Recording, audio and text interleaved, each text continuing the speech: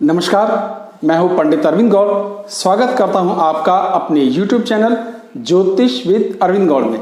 आज की चर्चा का विषय है ये समझने का प्रयास करना कि हमारा वैवाहिक जीवन कैसा रहेगा, आपसी तालमेल कैसे होंगे, पति पत्नी में सामंजस्य रहेगा या नहीं रहेगा तो उसके क्या कारण हैं। तो अगर हम ठीक से ये बात समझ जाएं कि हमारी कुंडली में क्या कमी है तो हम उसी हिसाब से जीवन साथी ढूंढ सकते हैं या ढूंढने का प्रयास कर सकते हैं। लेकिन अगर हम ये बात जानते ही नहीं है तो इस बात को हम ढूंढेंगे कैसे। मेरा प्रयास सिर्फ इतना है, जिन्हें बिल्कुल ज्योतिष नहीं आती, जो थोड़ा बहुत समझना चाहते हैं, वो अपनी कुंडली को समझने का प्रयास करना चाहते हैं, मैं ये वीडियो सिर्फ उनके लिए बनाता हूँ। मैं कुल 6 रूल्स आपको अभी बताऊंगा। मैं बिल्कुल ये दावा नहीं कर रहा हूँ कि और रूल्स नहीं होते या और तरीके से इन बातों को नहीं देखा जा सकता। हैं बहुत सारे रूल्स हैं, बहुत सारे रूल्स मुझे भी पता हैं, लेकिन जो आसानी से एक आम आदमी समझ सकता है उसी को समझने का मेरा प्रयास है कि मैं आपको उन्हें समझा सकूं। मेरी पूरी कोशिश रहेगी कि मैं इस तरह से आपको समझाऊं कि वो बातें आपको समझ में आ जाएं। तो थोड़ा सा रूल्स की चर्चा मैं कर लेता हूं। आगे डिटेल्ड मैंने एग्जाम्पल दिए 7, जिससे कि ये बात आपको समझ में आएगी। पहला घर हमारा अपना है और ठीक उसके सामने वाला घर 7वां हमारे जीवन साथी का। पहले घर के स्वामी को कहते हैं लग्नेश, 7वें घर के स्वामी को कहते हैं सप्तमेश। इन दोनों का ही सारा खेल है, इन्हीं को समझने का प्रयास करना है। मुश्किल नहीं है, जब आप एग्जाम्पल्स को देखेंगे समझ में आएगा। लेकिन पहले मैं थोड़ी बहुत बातचीत बता दूं, ज़्यादा समय नहीं लगाऊंगा। तो पहला रूल है कि लग्नेश और सप्तमेश को 6ठे, 8वें, 12वें भाव में नहीं होना चाहिए। ये पहला रूल है। दूसरा रूल, लग्नेश और सप्तमेश को एक दूसरे से 6ठे, 8वें, 12वें भाव में नहीं होना चाहिए। तीसरा रूल, 6ठे, 8वें, 12वें भाव के स्वामियों को लग्न या सप्तम भाव में नहीं होना चाहिए। चौथा, लग्न और सप्तम भाव में पापी ग्रह नहीं होने चाहिए। 5वां, कुंडली में शुक्र ग्रह को, जो कारक होता है 7वें घर का, वैवाहिक जीवन के सुख का आधार समझा जाता है, उसे बलवान होना चाहिए।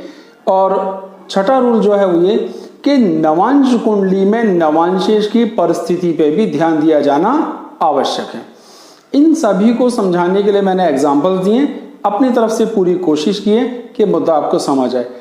आप एग्जाम्पल्स को देखें, मुझे पूरी उम्मीद है ये बात आपको समझ में आएगी। मेरा प्रयास है कि आप आराम से इसे समझ सकें। तो एग्जाम्पल्स देखते हैं। पहला एग्जाम्पल लेते हैं। पहला एग्जाम्पल रूल क्या है? रूल है लग्नेश और सप्तमेश को 6ठे, 8वें, 12वें भाव में नहीं होना चाहिए। तो अब कुंडली को लेकर हम ये कैसे समझें कि लग्नेश क्या है और सप्तमेश क्या है। ये जो पहला घर है इसे लग्न कहते हैं और इसके स्वामी को लग्नेश। ये जो 7वां घर है इसे सप्तम भाव कहते हैं और इसके स्वामी को कहते हैं सप्तमेश। अब आप कहेंगे यहाँ तो 10 नंबर लिखा है, पहला भाव कैसे? तो ये नंबर 10 लिखा है, यानी 10 नंबर की राशि है यहाँ पर भाव पहला यही है। 1, दूसरा भाव, तीसरा, चौथा, 5वां, 6ठा, ये 7वां, 8वां, 9वां, 10वां, 11वां, 12वां। अब हमें क्या चीज देखनी है? एक लिस्ट बना के हमने रखी, ये रही। इस भाव का स्वामी ये कौन सा नंबर है? 10 नंबर ये रहा। हमने देखा 10 नंबर का स्वामी कौन है? शनि। शनि को यहां लिख लिया पहले ही। फिर हमने देखा 7वें नंबर का, आपको लिए लिख देता हूं, ये पहला भाव, ये 7वां भाव। 7वें भाव में कौन सा नंबर है? 4 नंबर का स्वामी कौन है? चंद्र, ये लिखा। अब हमें देखना है इन्हें 6ठे, 8वें, 12वें भाव में नहीं होना चाहिए। कहाँ है 6ठे, 8वें? 1, 2, 3, 4, 5, 6, ये वाला, ये 8वां, ये 12वां, इनमें नहीं होना चाहिए था। पर इस भाव का स्वामी, आप इधर से देखिए, चंद्र इस घर में है, इस भाव लग्न का स्वामी 12वें घर में है, तो 6ठे, 8वें 12वें नहीं होना चाहिए था, पर है, यही पहला नियम है। तो फिर से बताता हूं, लग्न का स्वामी 12वें घर, जो ठीक नहीं। सप्तम भाव का स्वामी छठे घर, जो ठीक बात नहीं। इसीलिए इस कुंडली में वैवाहिक तालमेल की दिक्कतें आएंगी। दूसरा एग्जाम्पल लेते हैं। इस एग्जाम्पल में हमारा रूल है कि लग्नेश और सप्तमेश को एक दूसरे से 6, 8, 12 में नहीं होना चाहिए। 10 नंबर, ये 10 नंबर देखा, 10 नंबर का स्वामी कौन है? शनि। शनि, तो शनि यहाँ का स्वामी हो गया, लग्न पहला भाव, ठीक है। यहाँ है 7वां भाव, 1 2 3 4 5 6 7, 7वां भाव, इसका स्वामी 4 नंबर, 4 नंबर का स्वामी चंद्र। अब हमें इन दोनों को गिनना है। शनि से शुरू करते हैं। 1 2 3 4 5 6 7 8।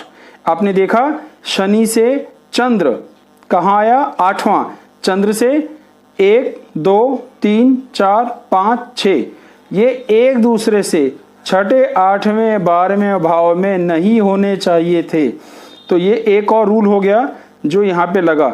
इसमें ये भाव पहला है, या मैथ का नंबर बेशक 10 है, यानी पहले भाव में मकर राशि 10 नंबर।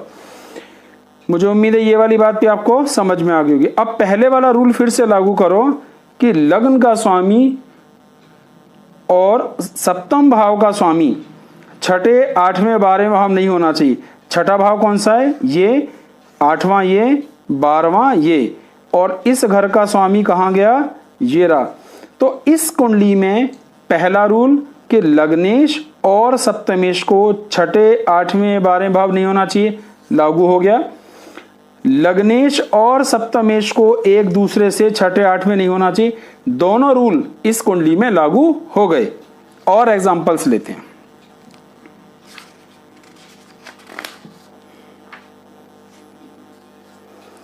ये एक और कुंडली है।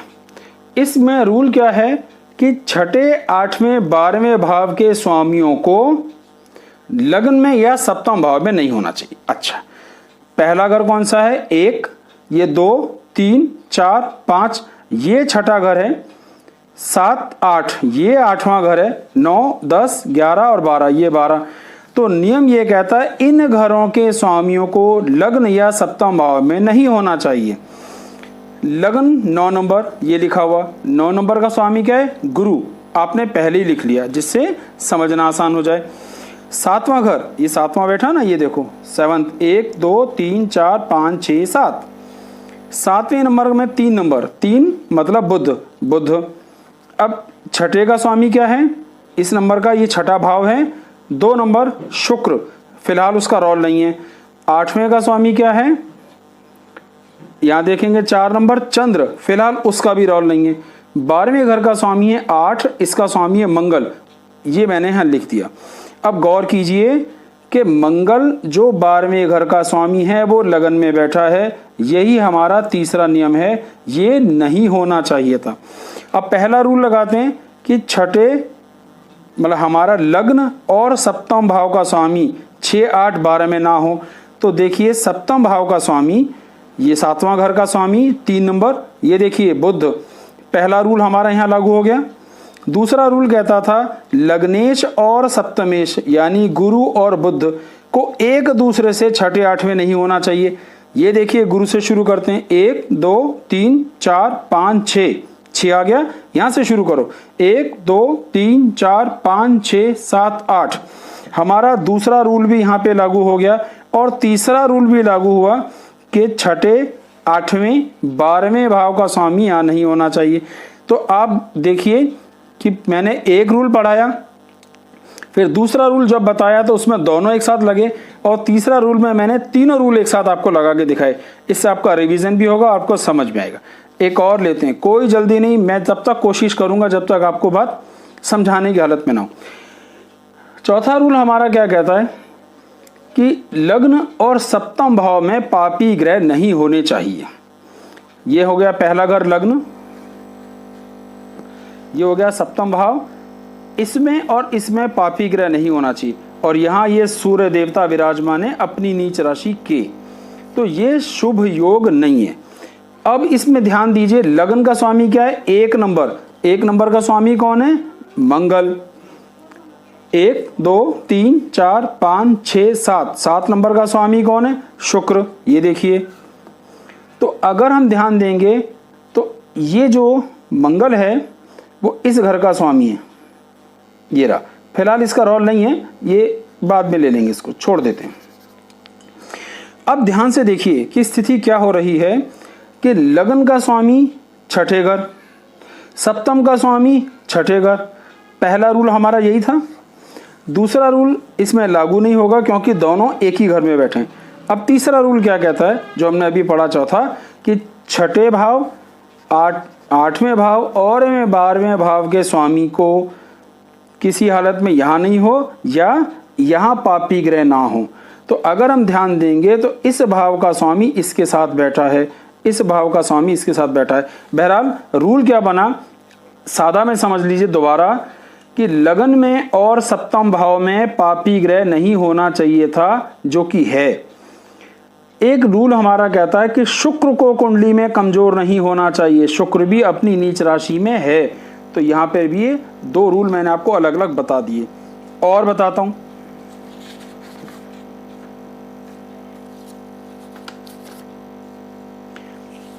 अब इस रूल पे ध्यान दीजिए। इसमें मुख्य रूप से ध्यान देना है शुक्र की ताकत पे।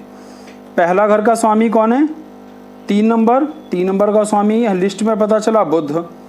1 2 3 4 5 6 7, 7वें नंबर का ये 7वां भाव हो गया। कौन बना? 7वें भाव का स्वामी गुरु। ये मैंने यहाँ पहले लिख के रख लिया। अब ध्यान दीजिए कि इसका स्वामी कहाँ है? बुध। ये रहा। इसका स्वामी कहाँ है? ये रहा। ये अपने घर से 8वें घर में बैठा है। 1 2 3 4 5 6 7 8। तो ये स्थिति एक ठीक नहीं है। शुक्र जो इस कुंडली में कारक है, शुक्र वैवाहिक जीवन के सुख का कारक होता है, वो अपनी नीच राशि में है, सूर्य के साथ अस्त भी है। तो इस कुंडली में हमारा नियम नंबर 5 लागू होता है कि कुंडली में अगर शुक्र कमजोर है तो वैवाहिक जीवन को तकलीफ आएगी ही।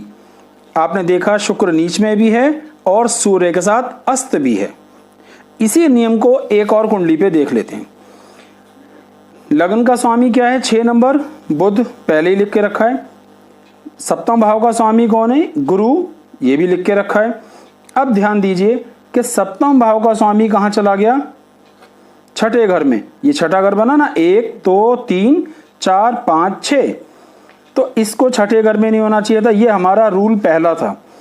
दोनों को आपस में एक दूसरे से छठे 8वें 12वें नहीं होना चाहिए। अब देखिए बुध क्या है, यहां से शुरू करो गुरु से। तो 1 2 3 4 5 6 7 8 9 10 11 12, ये रहा बुध। तो दूसरा रूल भी यहां लागू हो गया। तीसरा रूल क्या कहता है कि शुक्र को कमजोर नहीं होना चाहिए, जो 5वां अभी पढ़ाया आपको। अब यहां शुक्र सूर्य के साथ अस्त है। तो ऐसी हालत में जब शुक्र की स्थिति इतनी कमजोर होगी तो वैवाहिक जीवन कभी सफल सुखद नहीं हो सकता। यहाँ 2 रूल एक साथ लागू हो गए, शुक्र वाला भी और छठे 8वें 12वें वाला भी। एक और एग्जांपल लेते हैं फाइनल, ये वाला। इसमें नवांश कुंडली को भी मैंने दिखाने का प्रयास किया है। लगन का स्वामी 4 नंबर चंद्र, सप्तम भाव का स्वामी 10 नंबर शनि। अब ध्यान से देखिए, इस भाव का स्वामी कहाँ है? 8वें घर में। देखो कैसे, ये 1 ये 2 ये 3 ये 4 5, 1 2 3 4 5 6 7 8 9 10 11 और 12। मैंने ये भाव लिख दिए जिससे आप समझ सकें। तो लगन भाव का स्वामी है चंद्र, कहाँ गया? 8वां घर। सप्तम भाव का स्वामी कहाँ गया? अपने से 8वें घर। देखो 1 2 3 4 5 6 7 8। हमारे 2 रूल यहाँ टूट गए। लेकिन शुक्र बहुत बलवान है। क्या स्थिति बनती है? पापी ग्रह के साथ है। सप्तम भाव का स्वामी राहु के साथ है, लगन के स्वामी केतु के साथ हैं, दोनों के स्वामी पापी ग्रहों के साथ हैं। तो ये भी हमारा एक रूल है, रूल नंबर 4, जो मैंने आपको अभी बताया था। पर शुक्र बलवान है। अब इस स्थिति को जब हम नवांश में जाके देखते हैं तो देखिए नवांश में क्या हालत है। नवांश में नवांश लग्न का स्वामी कहाँ है? 8वें घर में। ध्यान दीजिए 1 2 3 4 5 6 7 8 और 10 नंबर का स्वामी कौन होता है? आप जानते हैं शनि। तो नवांश का स्वामी होता है नवांशेष। नवांशेष की स्थिति अत्यधिक खराब हो गई। इनकी कुंडली में 3 बार विवाह हुआ क्योंकि शुक्र बलवान है, पर और स्थितियां खराब होने के कारण तीनों ही बार विवाह खराब हो गया, तलाक हो गया, आपस में नहीं बन सकी। मुझे उम्मीद है इन एग्जाम्पल्स को देखकर आपको थोड़ी बहुत बात जरूर समझ में आ गई होगी। अब अगर आपको लगता है कि कोई ग्रह कमजोर आया जो आप सीख गए, मैं अभी तक आपको केतु और बुध के अलावा बाकी के सभी ग्रहों की सामर्थ्य को, शुभ अशुभ को देखना सिखा चुका हूं, और आपने नहीं देखा है तो आप पिछले वीडियोस में जाकर देखिए जिससे आपको वह समझ में आ जाए। तो जिस ग्रह की स्थिति आपके हिसाब से कमजोर आ रही है उसके लिए हम कई सारे उपाय कर सकते हैं, दान और मंत्र जाप। मैं उन दोनों की लिस्ट आपको स्क्रीन पे दिखाता हूं। अभी स्टोन पहनना भी इसमें एक हल है, लेकिन वो हर कुंडली के हिसाब से अलग अलग हो जाता है, इसीलिए मैं स्टोन्स का यानी रत्न की चर्चा नहीं कर रहा हूं। मैं केवल दान की और मंत्र जाप की चर्चा कर रहा हूं। तो अगर कोई ग्रह, जब आप निर्णय कर पाते हैं कि ये ग्रह खराब है, शुक्र कमजोर है या लग्नेश कमजोर है, तो आपको चाहिए आप उन ग्रहों के मंत्र जाप या उन ग्रहों से संबंधित दान करें जिससे आपको सुफल प्राप्त हो या आपकी समस्याएं कम से कम हो जाएं। मेरा आज का वीडियो यहीं पे मैं खत्म करता हूं। इसे देखें, समझें, ज्ञानवर्धन करें जिससे मेरी मेहनत भी सफल हो। बहुत बहुत धन्यवाद। नमस्कार।